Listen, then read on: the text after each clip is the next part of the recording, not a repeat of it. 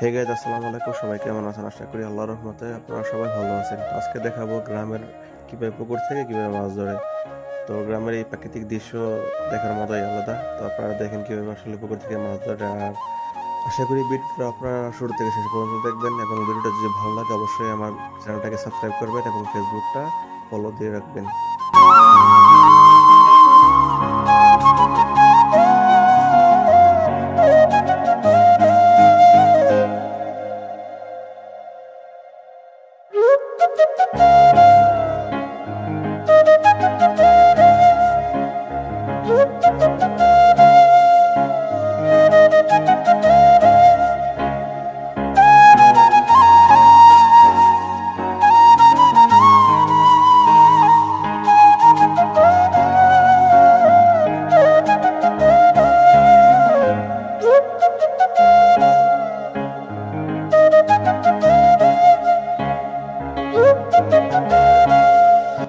তো hey guys, video দেখতে দেখতে শেষ প্রান্তে প্রায়। তো সবাই আমার চ্যানেলটাকে সাবস্ক্রাইব করবেন এবং ভিডিওটা ভালো লাগলে অবশ্যই লাইক করবেন এবং শেয়ার করবেন।